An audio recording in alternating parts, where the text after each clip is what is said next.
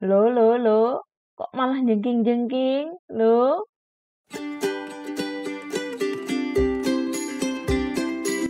Halo teman-teman, ini ketiga kalinya Linka pijat batuk pilek.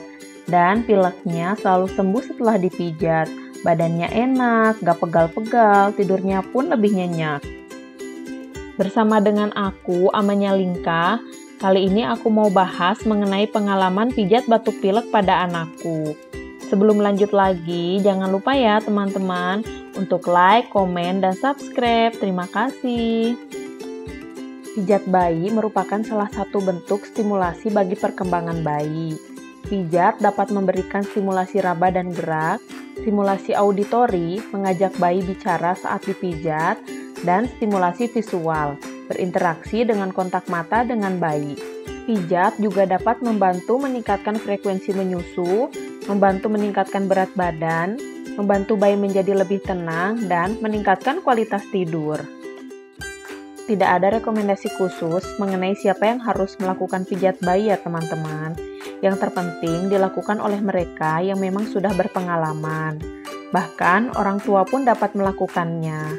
Pijat dengan orang tua banyak manfaatnya, terutama untuk meningkatkan bonding. Namun demikian, orang tua harus mengetahui bagaimana caranya memijat bayi. Sebelum mulai pijat bayi, teman-teman bisa latihan terlebih dahulu. Sudah banyak tutorial yang bisa teman-teman lihat dan dijadikan panduan. Atau teman-teman bisa melihat Instagramnya Mbak Andin. Aku selalu lihat di IG-nya saat dia memijat anaknya, Kawa. Kebetulan Kawa usianya hampir sama dengan anakku yang pertama, El. Linka biasanya dipijat oleh ayahnya setelah mandi. Tapi jika sudah pegel-pegel dan pilek, kami percayakan pada fisioterapis yang sudah berpengalaman. Terapis langganan anakku yang pertama, El. Karena sekarang Linka sudah mulai merangkak, badannya jadi pegel-pegel dan kenceng. Jika sudah pegel-pegel, dia biasanya rewel dan tidurnya gampang kebangun. Ditambah saat ini musim hujan, udaranya sangat dingin, batuk pilek adalah penyakit yang sering terjadi di musim hujan. Dan bisa dibilang batuk pilek ini adalah penyakit langganan bayi dan anak. Jika sering meminumkan obat pada bayi membuat teman-teman khawatir, teman-teman bisa mencoba pijat batuk pilek atau sering disebut terapi bapil. Saat ini sudah banyak di klinik fisioterapi atau baby spa yang menyediakan terapi bapil ini. Terapi bapil ini bisa mencegah agar anak tidak sampai infeksi atau demam. Tetapi terapi ini tidak boleh dilakukan pada anak yang sudah mengalami demam, yaitu suhunya di atas 37,5 derajat. Sehingga teman-teman perlu mengukur suhunya terlebih dahulu sebelum pijat. Selama ini Linka sudah 3 kali pilek. Saat pertama kali pilek, aku bawa Linka ke dokter anak. Karena rewel dan tidak mau menyusu, aku takut dia dehidrasi. Oleh dokter diresepkan antibiotik dan obat pilek. Selain itu, aku diajarkan untuk menepuk-nepuk punggung Linka dan berjemur saat pagi hari. Namun setelah beberapa hari, sudah habis obatnya, anakku tidak kunjung sembuh. Aku bawa Linka ke baby spa dekat rumah, aku ambil terapi bapil. Pola gerakan pijatnya sama ya, baik di baby spa, klinik fisioterapi, dan yang diajarkan oleh dokter anak waktu itu. Anak disarankan ditepuk-tepuk daerah punggung dan dadanya. Bedanya di baby spa menggunakan sinar infrared pada dada dan punggung saat ditepuk-tepuk. Alhamdulillah, anakku selalu langsung sembuh pileknya setelah pijat. Aku mau sedikit cerita mengenai terapis yang memijat anakku ini. Ketika hendak memijat, pertama-tama dia mencuci tangan terlebih dahulu, menyapa Linka dan minta izin terlebih dahulu kepada anakku sebelum ia mulai pijat. Memperkenalkan dirinya, dan jika pijat membuat anakku merasa tidak nyaman, dia selalu minta maaf pada anakku. Hal tersebut kelihatannya sepele ya, tapi dapat menenangkan serta memberikan rasa aman kepada bayi sebelum tubuhnya mendapatkan pijatan. Anakku selama pilek selalu aku pijat bapil di terapisku ini, dan alhamdulillah cocok banget. Jika habis pijat, anakku tidurnya langsung pules, jarang kebangun malamnya, dan selalu langsung sembuh pileknya. Biasanya, pilek dan demam yang dialami bayi akan hilang dalam waktu beberapa hari. Ada pula yang hanya 1-2 hari.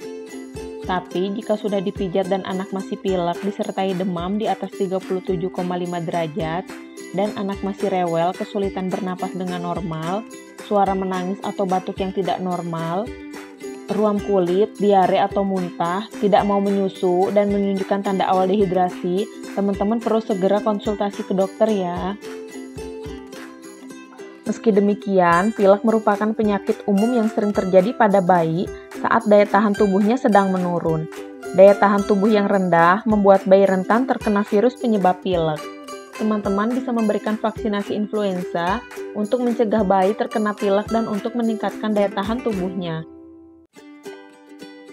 Untuk teman-teman yang mau belajar sendiri mengenai pijat atau terapi bapil ini, gerakannya cukup mudah.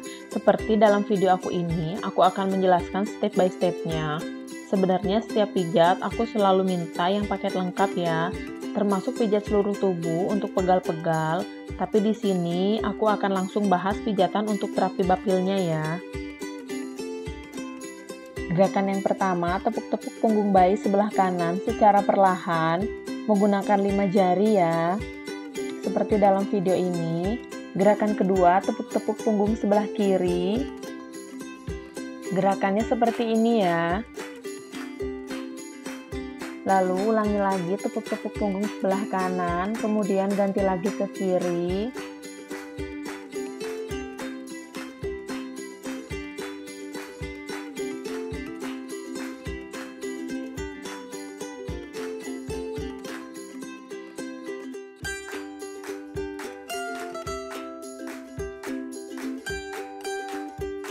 Lalu tepuk-tepuk punggung kanan dan kiri menggunakan kedua tangan secara bersamaan.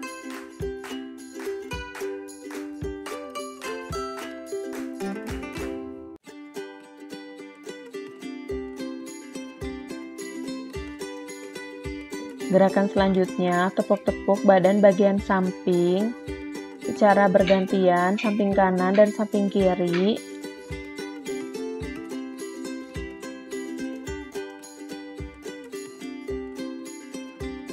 Saking enaknya, dia tertidur sangat pulas.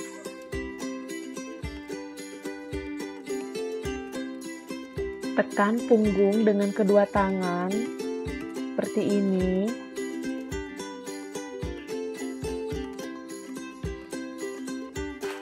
Ulangi semua gerakannya dari awal.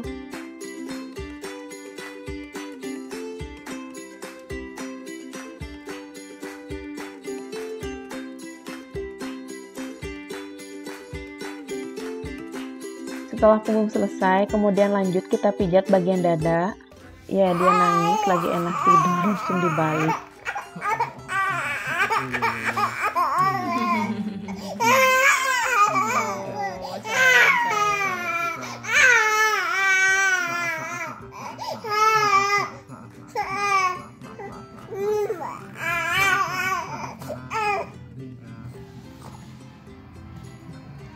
Kebok lagi.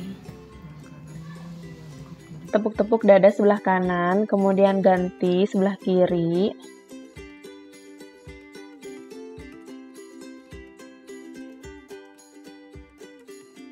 Tekan bagian samping badan seperti ini.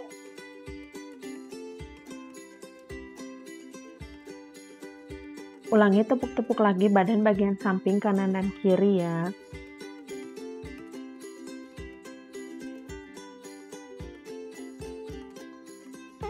Anaknya kebangun nangis gara-gara posisinya diubah. Gerakan yang terakhir, tepuk-tepuk dan tekan dada bayi seperti ini.